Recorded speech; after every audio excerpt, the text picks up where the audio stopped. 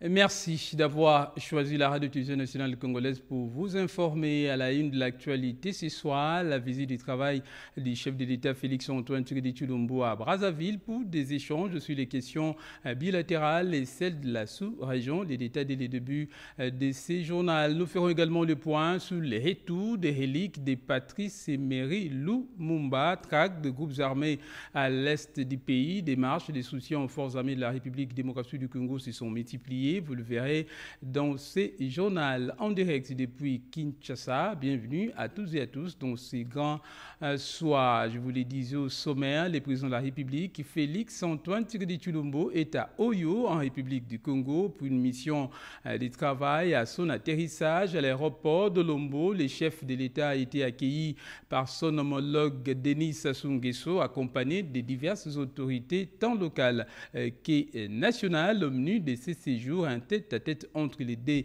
chefs d'État africains autour des questions bilatérales et de celles de la sous-région. Reportage. À l'aéroport de Lombo, département de Plateau, il est 14h30 ce samedi 4 juin 2022. De grandes dispositions protocolaires, tapis rouge, déploiement de la garde d'honneur annoncent l'arrivée d'un hôte de marque. À bord d'un Airbus des Congo Airways, le président de la République Félix-Antoine Tshisekedi Tshilombo arrive en République du Congo. Il est accueilli au pied de l'avion par son homologue congolais Denis Sassou Nguesso avant de saluer une forte délégation d'officiels congolais, députés nationaux, membres du gouvernement et hommes d'église. Après les rituels protocolaires, le cortège présidentiel s'ébranle vers la coquette ville d'Oyo dans le département de la Kivette. Outre les questions bilatérales d'intérêt commun entre la RDC et la République du Congo, la situation sécuritaire dans l'est du pays et à la frontière rwando-congolaise a été sans nul doute évoquée au cours des entretiens de deux chefs d'État à la résidence présidentielle. La CEAC n'a pas manqué non plus au menu des échanges. Le président de la République Félix-Antoine Tshisekedi Tshilombo dirige depuis janvier 2022 la communauté économique des États d'Afrique centrale en tant que président en exercice de cette organisation sous-régionale. Au mois de février dernier, le président de la République a effectué sa dernière visite à Oyo, où il a pris part avec ses homologues au sommet quadripartite République du Congo, RDC, Ouganda, Togo. Avant de poursuivre cette édition du journal, nous allons passer à la lecture de cette ordonnance numéro 22/049 du 4 juin 2022 portant prorogation de l'état de siège sur une partie du territoire de la République démocratique du Congo. Le président de la République, vu la nécessité et l'urgence, les conseils des ministres entendus ordonnent article 1er et prorogé pour une période de 15 jours, prenant cours le 4 juin 2022 l'ordonnance numéro 21/015 du 3 mai 2021 telle que complétée à ces jours portant proclamation de l'état de siège sur une partie du territoire de la République démocratique du Congo. Article D sont abrogées toutes les dispositions antérieures contraire à la présente ordonnance. Article 3, les premiers ministres, les vice-premiers ministres et ministres de l'Intérieur, Sécurité, Décentralisation et Affaires coutumières, les ministres d'État, ministres de la Justice et Garde des Sceaux, ainsi que les ministres de la Défense nationale et anciens combattants sont chargés, chacun en ce qui les concerne, de l'exécution de la présente ordonnance qui sort ses effets à la date de sa signature. Faite à Kinshasa le 4 juin 2022, Félix-Antoine Tshisekedi Tshilombo, président de la République, Jean-Michel Samalou Konde Kenge, premier ministre, pour copie certifiée conforme à l'original. Kinshasa le 4 juin 2022, le cabinet du président de la République, Guylain Nimbombouizia, directeur des cabinets du chef de l'État. Comme à l'accoutumée, le Conseil des ministres s'est tenu ce vendredi 3 juin en visioconférence et sous la présidence du chef de l'État, Félix-Antoine Tshisekedi Tshilombo. Plusieurs points étaient inscrits à l'ordre du jour. En voici un extrait du compte-rendu de cette 56e réunion fait par les porte-parole du gouvernement et ministre de la Communication et Médias, Patrick Muyaya-Katemboué. On l'écoute. Dans sa volonté de restaurer la paix, et de garantir la sécurité définitive de provinces de l'Est de la République démocratique du Congo, le président de la République a souligné la nécessité de mettre en place les bases de la renaissance économique de ces provinces qui regorgent d'innombrables richesses naturelles, gazières, minières, agricoles, touristiques, ainsi qu'un potentiel humain remarquable pour leur transformation. Partant de l'exemple de la zone économique spéciale de Maluku, dans la ville-province de Kinshasa, le président de la République a estimé que des études de faisabilité doivent être entreprises pour la réalisation d'une deuxième zone économique spéciale dans la partie orientale du territoire national. Celle-ci aura la particularité de promouvoir la culture de la paix grâce à l'émergence d'un réseau intégré de petites et moyennes entreprises, des petites et moyennes industries actives dans les secteurs aussi variés, tels que l'agroalimentaire, l'énergie, le tourisme et les nouvelles technologies. Les soutiens aux forces armées de la République démocratique du Congo se sont multipliés consécutivement aux opérations militaires menées contre les groupes armés dans la partie est du pays. Des marches de soutien aux chefs de l'État et aux FARDC engagés au front ont été organisées un peu partout dans le pays pour condamner cette aventure, notamment en Ituri, au Kasaï et au Maniema, ainsi qu'au Kwilu, une compilation signée Rodépanda. Joujun Dibou. En mission officielle dans la province du Kwilu, plus précisément dans la ville de Kikwit, la vice-ministre de la Défense nationale et des anciens combattants, Madame Séraphine Kilubu-Kutuna, a saisi cette opportunité pour manifester pacifiquement avec les habitants de cette partie du pays pour soutenir le chef de l'État, Félix Antoine Tshisekedi Tshilombo, et les forces armées de la République démocratique du Congo. Nous sommes ici pour soutenir le chef de l'État, Félix Antoine Tshisekedi Tshilombo. C'est lui le président de la République. Nous soutenons aussi nos FARDC, nos voyants militaires qui sont au front. Nous les soutenons dans tous les aspects. Soutenez-les d'abord dans la prière et ensuite soutenez aussi dans les aspects que vous trouvez qu'il est nécessaire. Cette population salue la détermination de nos vaillants soldats et promet son soutien total au FARDC. D'une province à une autre, dans la province de l'Ituri, ils se sont massivement mobilisés, les membres du collectif Allez-y FARDC, des militants de l'UDPS, pour descendre dans les rues de Bunia afin de soutenir et encourager jusqu'à la victoire finale les forces armées de la République démocratique du Congo engagées sur les différentes lignes de front en Ituri et au Nord Kivu, notamment face aux terroristes de M23 et les ADF. À travers cette marche, les collectifs Allez-y, les FARDC tenaient également à apporter un plus aux efforts déjà menés par l'armée et la police nationale congolaise, occasion pour le président fédéral de l'UDPS en Ituri qui a pris part active à cette marche d'inviter les groupes armés locaux d'être sincères dans leur engagement patriotique. Partie du rond-point Robank, cette marche a eu comme point de chute le monument de martyrs. Le parti politique membre de l'Union sacrée du Kasaï central ont organisé une marche de soutien au FARDC et aux institutions du pays ce samedi 4 juin 2022 au chef-lieu de la province du Kasaï central à Kananga, dans la province du Kasaï central. Tout est parti du rond-point Notre-Dame en passant par l'avenue Louloua de la mission boulevard Lumumba pour chiter à l'Assemblée provinciale du Kasaï central.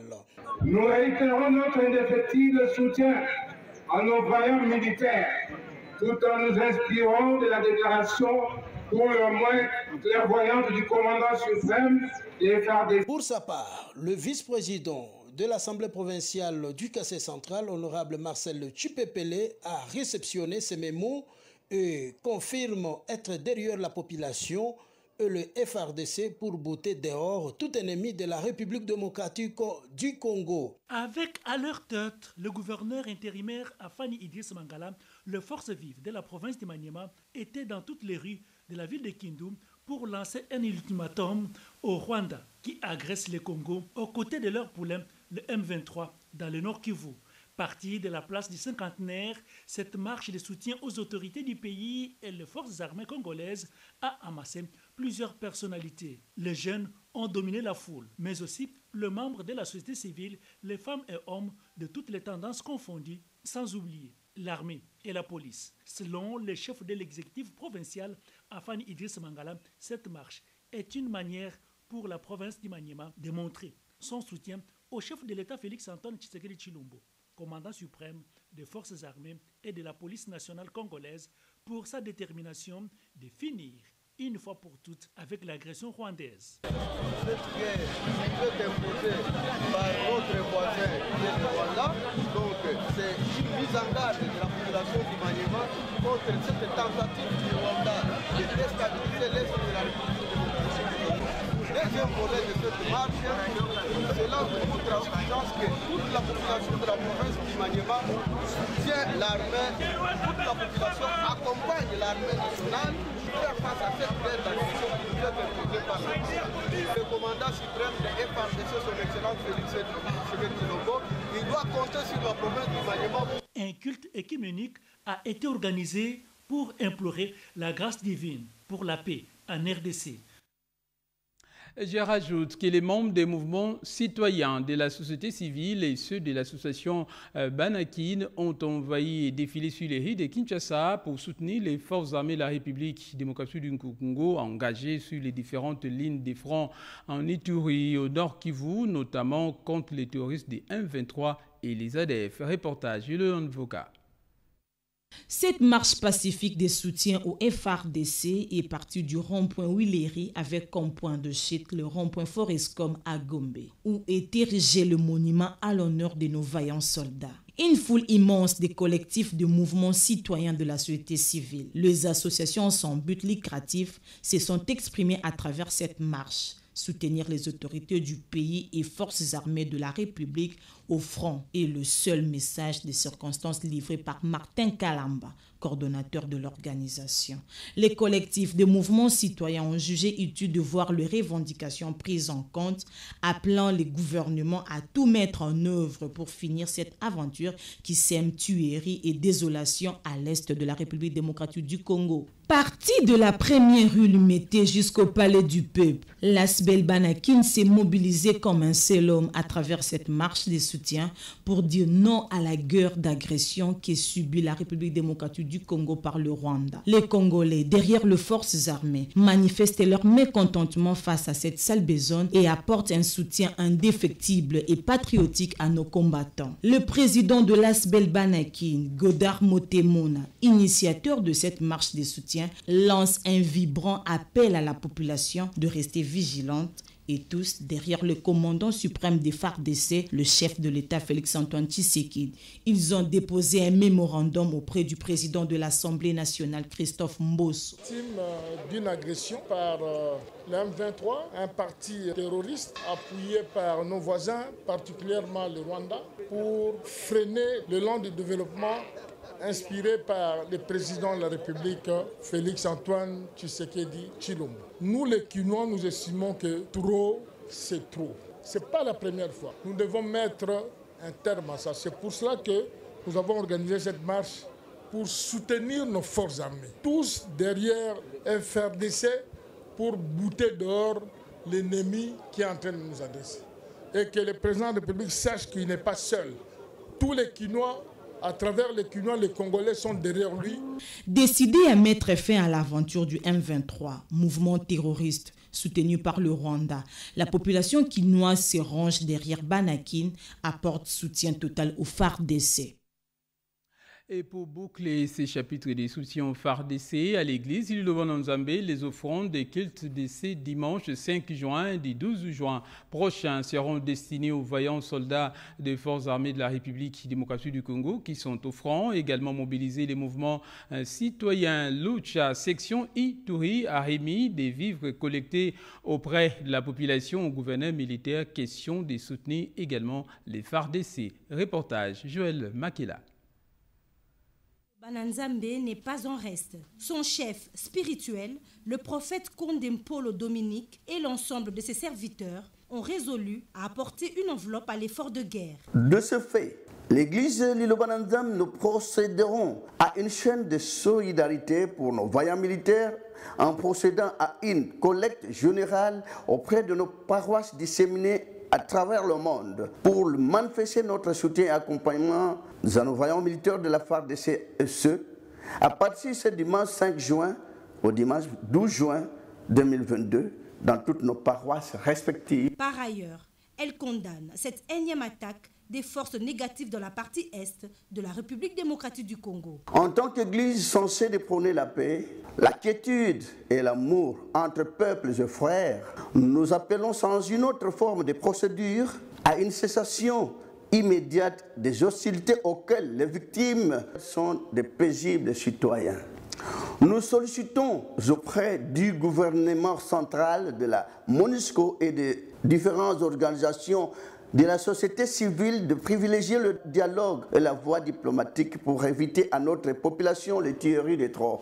En envoyant militaires, nous leur assurons de notre soutien et gratitude pour la protection de l'intégrité de notre territoire national. Toutefois, l'église Liloba continue à adresser les prières et louanges à Dieu pour que la paix revienne en République démocratique du Congo et que nos voyants militaires en sortent victorieux face aux forces négatives. Et l'on vient maintenant au retour des reliques de Patrice Emery Lumumba qui devrait être restitué le 22 juin prochain à la famille du défunt et à tous les peuples congolais en République démocratique du Congo, tout comme en Belgique. Les préparatifs vont bon train. Reportage. À Bruxelles, le compte à rebours a commencé. C'est la dernière ligne droite avant le début des funérailles officielles du premier ministre du Congo à son accession à l'indépendance. Dans la capitale européenne, les derniers réglages ont été faits à l'issue d'une série de réunions entre les officiels belges et congolais déterminés à offrir des funérailles dignes à ce personnage emblématique que fut Patrice Emery Lumumba. C'est au palais d'Egmont, qui abrite le ministère belge des Affaires étrangères, que la cérémonie sera mise en branle. Ici sera accueillie sa famille biologique, dont on attendra un discours des circonstances. Mais déjà, l'émotion est perceptible à la veille de cette cérémonie historique qui est loin de laisser indifférent l'un d'entre les fils Lumumba. En tant que fils, je me dis enfin, on va pouvoir enterrer dignement notre père. Patrice Emery Lumumba aura droit aux honneurs militaires. Après des formalités judiciaires et administratives, la Belgique remettra officiellement la dépouille de Lumumba à sa descendance en présence des autorités congolaises, parmi lesquelles on devrait compter la première d'entre elles, Félix Antoine Tshisekedi Tshilombo, qui n'a pas lésiné sur les moyens pour accompagner la famille Lumumba dans ce long processus de rapatriement des restes du héros national. Avant que la dépouille ne prenne son envol vers sa dernière demeure, d'autres étapes lourdes de symboles sont prévues. D'abord à l'ambassade de la RDC auprès du Royaume de Belgique, où une veillée se tiendra à l'intention du grand public, appelé à rendre les derniers hommages à cet illustre personnage. Ensuite, ce sera le passage obligé dans la commune d'Ixelles, où associations et groupes communautaires convergeront vers les squares Patrice Emery Lumumba, à la porte du célèbre quartier Matongé. Un passage obligé pour tous ces activistes de diverses origines qui, pendant longtemps, ont plaidé pour la débaptisation de ce site. Juste après ces hommages, la dépouille de Patrice Emery Lumumba prendra la direction de l'aéroport militaire de Melsbrook, lieu de derniers honneurs militaires avant l'embarquement en direction de Kinshasa, où l'avion affrété pour la circonstance atterrira aux petites heures du matin. Ce sera alors le début d'un long périple de la dépouille de Lumumba. Kinshasa, Tchumbe, Kisangani et Lubumbashi symboliseront le dernier parcours de ce martyr congolais avant qu'il ne repose pour l'éternité le 29 juin 2022 dans son mausolée de l'échangeur de Limete, rebaptisé Mémorial Patrice Emery Lumumba. À l'actualité également, l'Assemblée nationale a procédé hier à l'adoption de la proposition de loi modifiant la loi électorale qui suscite tant de débats. Et pour éclairer la lanterne de l'opinion publique, le premier vice-président André Mbata a animé une conférence de presse sur les innovations de cette loi. On fait le point avec Robin Daillé. Devoir de redevabilité vis-à-vis du peuple congolais, exercice désormais permanent au bureau de l'Assemblée nationale. Exercice auquel s'est livré le premier vice-président de l'Assemblée nationale, le professeur des droits constitutionnels, André Mbata, qui a tenu, à travers une conférence de presse, à fixer l'opinion sur les innovations de la proposition de loi électorale sous examen à la Chambre haute du Parlement, de la représentation de la femme sur les listes électorales, publication des résultats bureau de vote par bureau de vote, suppression des seuils d'éligibilité. Le premier vice-président de l'Assemblée nationale, André Mbata, a dit toute sa joie de voir la volonté du président de la République, Félix Antoine Tshisekedi Tshilombo, offrir au peuple congolais des élections différentes que le pays n'a jamais organisées. Des élections libres, transparentes et crédibles. Ce qui a été fait, c'est qu'avec la nouvelle loi électorale, la représentation féminine est fortement encouragée. Que pour encourager la représentation de la femme, une liste électorale qui comprendra au moins 50% des femmes ne paiera pas de cautionnement. Toutes les questions relatives aux innovations de la loi électorale, aux contestations de certains partis politiques ont été évoquées par les chevaliers de la plume. Qu'est-ce qui reste? La loi électorale. Nos amis ont posé les préalables. Non, pour discuter de la loi électorale, nous devons encore rediscuter sur la CENI.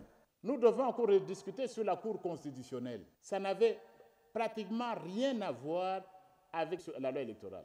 Une autre question soulevée, c'est celle de l'inéligibilité temporaire de certaines personnalités condamnées pour certains crimes.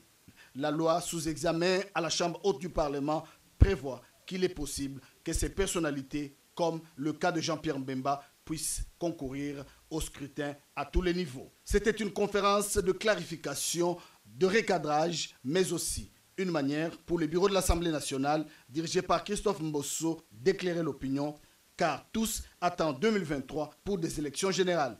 La tenue de cette conférence de presse au temple de la démocratie, c'est tout un symbole et un message que l'Assemblée nationale envoie au peuple congolais sur la transparence de toutes les actions qu'elle mène au nom et surtout au nom du peuple congolais. La problématique d'évaluation des projets innovants, il en a été question lors d'un atelier de travail organisé pour reconnecter les porteurs des projets, entrepreneurs et autres acteurs économiques. Reportage.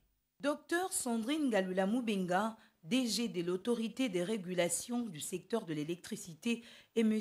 Ideshbald Shinamula Vuningoma, DG de l'Agence nationale de l'électrification et des services énergétiques en milieu rural et périurbain, se sont jeudi 2 juin 2022 accordés sur les efforts qu'ils doivent fournir ensemble pour relever le défi de l'électrification du pays. L'hôte du professeur Sandrine Galula a souligné l'importance que revêtent les réformes initiées par le président de la République, Félix Antoine Tshisekedi, dans le secteur de l'électricité et le rôle que leurs deux agences ont à jouer. Vous savez que la réforme repose sur une grande mission. La réforme sur le secteur de l'électricité, c'est une des réformes majeures dans ces pays qui va effectivement aider les pays à pouvoir combler son retard de l'électrification. Les deux mandataires de l'État ont harmonisé leurs agendas de travail et le DG de l'ANCR l'a relevé. Pour sa part, Dr Sandrine Galula a rappelé que leurs établissements ont été créés au même moment et ils visent le même objectif qu'est l'électrification du Congo. L'ARE et l'ANCR sont pratiquement nés le même jour. Et donc, du coup, nous devons travailler ensemble pour que nous puissions augmenter le taux d'électrification. L'ARE le fait sur le point de vue de la régulation afin de permettre d'avoir toutes les lois nécessaires pour que les opérateurs et les consommateurs se sentent protégés dans le secteur.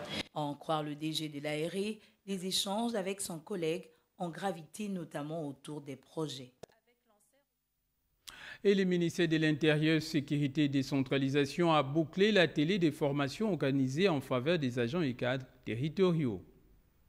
Vouée à devenir une école de référence dans la formation professionnelle des agents de carrière de la territoriale, l'École nationale de la territoriale a initié une formation de son personnel. Pendant 3 jours, ces derniers ont été dotés de bases solides et pratiques dans le domaine de la territoriale, question de leur permettre de bien accompagner efficacement l'État congolais dans l'accomplissement de ses tâches et de s'approprier complètement Les termes nouveaux qu'ils vont devoir utiliser régulièrement dans leur carrière professionnelle. Il y a eu plusieurs modules et le personnel a été solidement formé et les résultats recherchés ont été atteints. Et donc cela fait un grand plaisir de voir que tout s'est bien passé. Pour le futur, l'école doit être redynamisée selon le vœu de son Excellence, Monsieur le Vice-Premier ministre, ministre de l'Intérieur, Sécurité, Décentralisation et Affaires coutumières. Bâtir bien assimilé confirme les apprenants plusieurs modules animés par différents intervenants, entre autres la nouvelle organisation administrative et politique de la RDC, la décentralisation et la déconcentration, concept usuel dans la territoriale et autres. Placée sous la tutelle du ministère de l'Intérieur, l'École nationale de la territoriale fut créée pour la formation professionnelle des agents de carrière de la territoriale, ou mieux renforcer les qualifications de cadres territoriaux. Rendons-nous au Nord Kivu où séjournent les ministres de l'Agriculture, Désiré Nzinga, dans le cadre d'une mission de travail. Dès là, il a procédé à la remise gratuite des semences et des matériels aratoires agricoles aux agriculteurs, bien avant d'évaluer l'état d'avancement des travaux de construction de l'entrepôt des produits agricoles à Goma. Explication, Marthe Mangaza Kalala. Les petits agriculteurs du territoire de Nyiragongo étaient également ciblés par l'équipe de Passa Nord Kivu pour réceptionner les lots de matériel aratoire et de semences des mains du ministre de l'Agriculture, Désiré Nzinga Birionze. Il a eu droit à un accueil chaleureux sans précédent. Occasion pour le ministre de leur demander de rester vigilants pour barrer la route à l'ennemi qui ne se présente que lors de la récolte et emporte tous les produits des champs. Un membre de la société civile de Nyiragongo a réagi en ces termes. Le ministre a trouvé une solution, mais le problème majeur reste l'insécurité. Parce que toutes les fois qu'ils sont à la période des récoltes, c'est à ce moment-là que les hostilités commencent et les ennemis viennent et ils prennent toutes les récoltes. Nous souhaiterions que les semences puissent être produites sur place dans notre pays pour faire face à cette situation.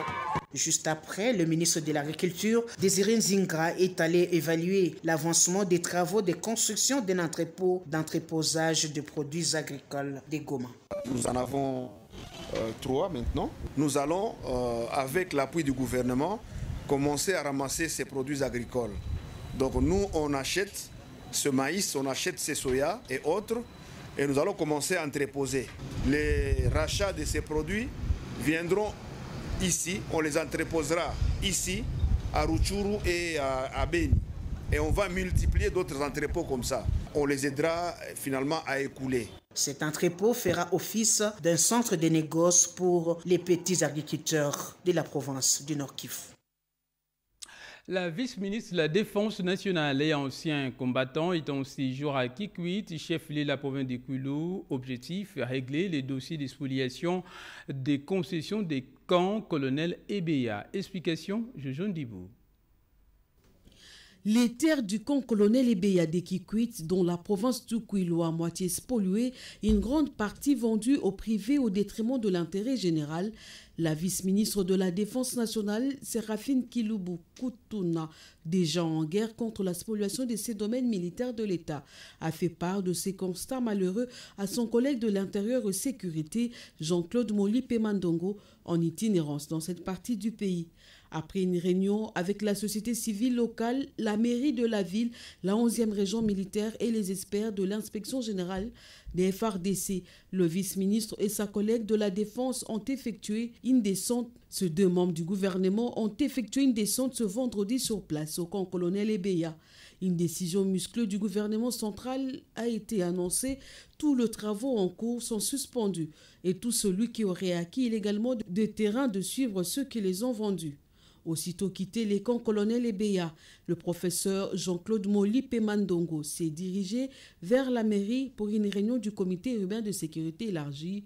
Les numéros 2 de la sécurité nationale, dans sa communication devant le gouverneur du Kwilu et le service compétent, a appelé ces derniers à jouer leur rôle, celui des protecteurs de loi du pays, en mettant fin à toute pratique qui nuit aux intérêts communs, notamment la spoliation du camp colonel Ebeya, les phénomènes Kuluna, les barrières illégales qui occasionnent entre autres la hausse d'arrêts alimentaires à Kinshasa. Le 4e point a été axé sur la cohabitation pacifique de Congolais, comme stipule la constitution de la RDC. Toujours dans la même optique, Jean-Claude Molipé insiste sur la sécurisation de la population et de leurs biens, conformément à la vision du chef de l'État, Félix-Antoine Tshisekedi Tshilombo, qui met l'homme au centre de tout. Merci José Bayitombo pour toutes ces explications. Dans les restes de l'actualité, construction du futur port en eau profonde des Bananas au Congo central, le sujet a fait l'objet de discussions lors d'une grande rencontre d'échange des Né-Congo. Parmi les invités d'honneur, l'on a noté la présence du directeur général intérimaire de la radio-télévision nationale congolaise, Robert Belidé Bunga. Reportage Rodépanda. La construction du pont en eau profonde des Bananas à Mwanda est 1000 fois d'une importance capitale pour la RDC tout entière, mais plus particulièrement pour la province du Congo central. Cette question, ainsi que d'autres sujets relatifs au projet de développement, les valeurs et l'influence du Mukongo, autant de sujets autour desquels les filles et fils Né-Congo ont échangé sous la supervision du professeur Martial Amasolo, entouré d'autres notables. Au cours des discussions, les uns et les autres ont apporté leur contribution sur les avantages liés à ce port de Banana. L'honorable Adrien Poba Mabanga a présenté et expliqué les mémos qui reprend tous les atouts d'un côté et les inconvénients de l'autre si ce projet gigantesque n'est pas réalisé au profit du pont route rail de Brazzaville qui semble faire pression en défaveur du port de Banana. Ils en ont profité pour rappeler au chef de l'État Félix-Antoine Tshisekedi Tshilombo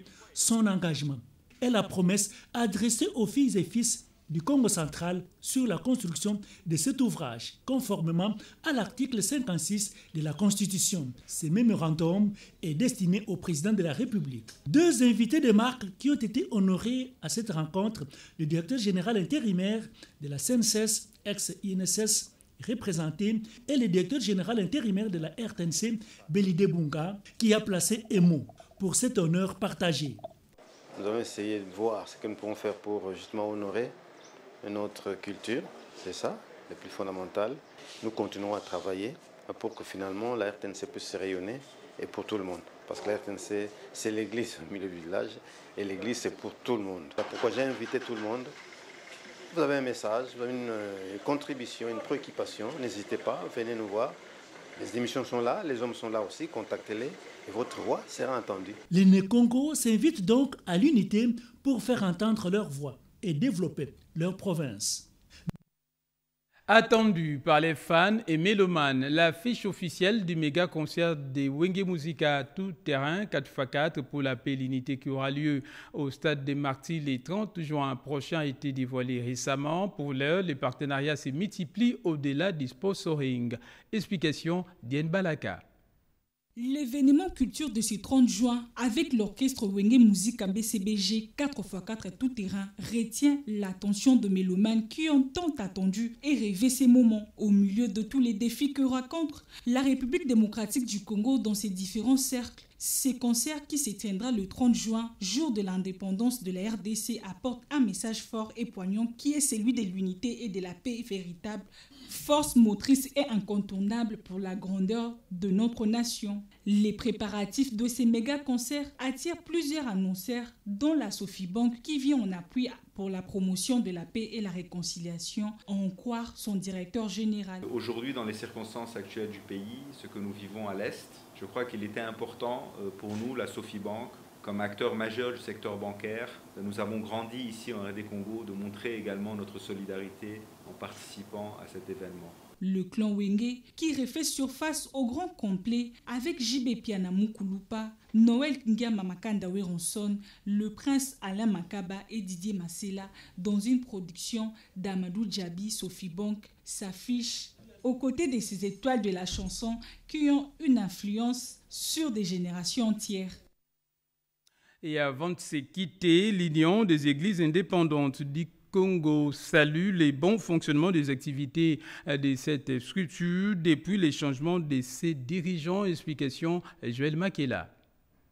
Les solutions du synode sont opposables à tous les membres de l'Union des églises indépendantes du Congo. C'est ce que l'on peut retenir des échanges entre le représentant des églises affluées à ce regroupement ecclésiastique. Nous avons, après le synode, nos PV ont été légalisés et les PV de déchéance de Monseigneur Nzinga a été légalisé.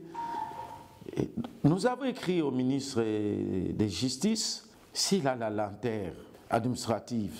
Mais ce que nous savons, qu'après les délais d'un mois, nous avons écrit que nous entrons dans nos fonctions. Personne ne peut défier les résultats du synode national. UEIC se dit confiant car elle continue à allonger la liste des affiliés. L'Union des églises indépendantes du Congo, c'est celle qui est assumée par l'archevêque Léonard Mateboué Lambalamba. Et nos membres sont fidèles, ils viennent, ils s'adhèrent chaque jour. Et en cascade alors, nous faisons même la ronde de tous les pays, nous formons, nous étions à l'Est, nous étions à Lubumbashi, nous étions dans le Congo central. À bientôt, nous sommes à Chopo et le Kasaï pour clôturer toute la République. Toutefois, l'Union des églises indépendantes du Congo lance un appel aux brebis égarées de regagner la maison afin de continuer l'œuvre de Dieu dans la sérénité. Fin de cette édition du journal. Merci de votre sympathique attention. Merci également à la régie avec nous, René Ngwangu, Alain Sodi, Gabi Konga, Nerio Lemo, grâce à qui nous avons pu vous informer. On se retrouve la semaine prochaine. D'ici là, l'information continue sur notre antenne en français également dans les autres langues de diffusion. Au revoir.